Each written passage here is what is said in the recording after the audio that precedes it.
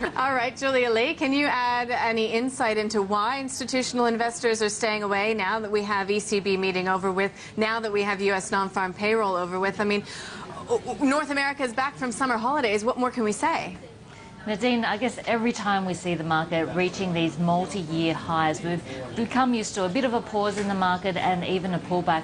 In fact, if we have a look at the Australian share market over the last couple of years, I'll just bring up a 5-year chart of the market. This is what it looks like, just to put today's losses into context. And you can see the last few years, it's been a great ride for the Aussie share market. And that's really been underpinned by earnings growth, something that we've seen throughout the last few years for the first time since the global financial crisis, and something that will continue to underpin the Australian share market as that earnings growth continues. So in terms of the cycles, and most things do tend to move in cycles, the Australian market is still seeing earnings growth, and we are still predicting that we'll see earnings growth over the next couple of years, and that's positive for the sector, for the Australian market performance. In terms of the short term, though, we know that valuations are looking stretched, and it is becoming more difficult to find those investment opportunities.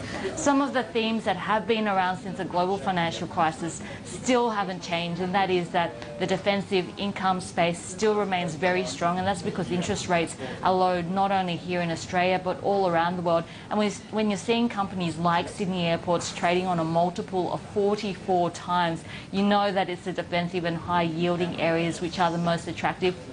And we really started to see that come through in the market today as well. If we have a look at the second half of the market, especially in the last hour of trade, we did see a pickup in some of those high yielding stocks. So areas like the telecom sector did very well today, but also in the industrial space, some of those higher yielding transportation stocks like Toll, which has a dividend yield of 4.8%, this continued to do well. And I guess the key for these high-yielding defensive stocks is that we continue to see low interest rates. And I think a big test for that will be on Thursday when we do see the job numbers coming out here domestically, especially the surprise rate, that unemployment rate that we saw in the last set of numbers.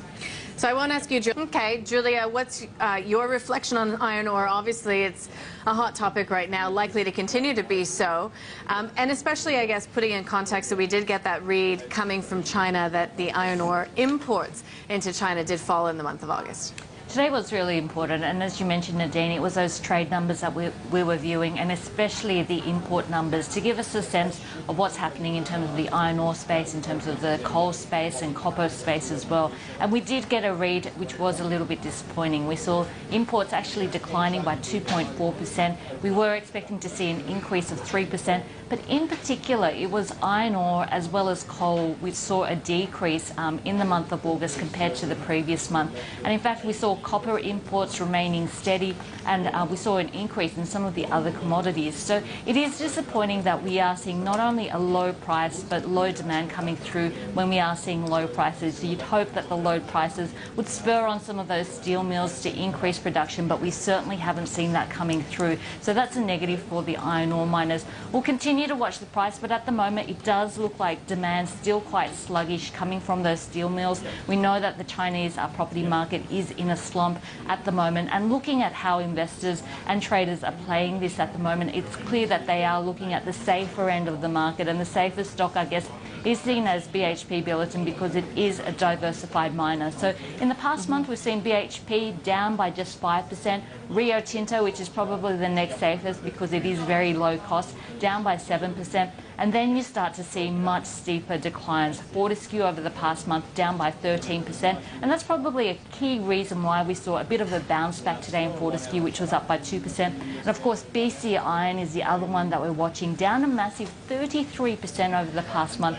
It has a takeover offer for iron ore holdings at the moment, but one of the conditions is that the iron ore price does not drop below $90 for 20 consecutive days during the offer period. So a lot of implications from this very low iron ore price, not only the downturn that we've seen in the share prices, but the impact on M&A activity. And we are watching BC Iron and of course Western Desert Resources, which we heard today had gone into voluntary administration. Okay, very quickly, Julia, Woolworths selling its pub property portfolio, saying that it is considering using the net proceeds to pay down debt.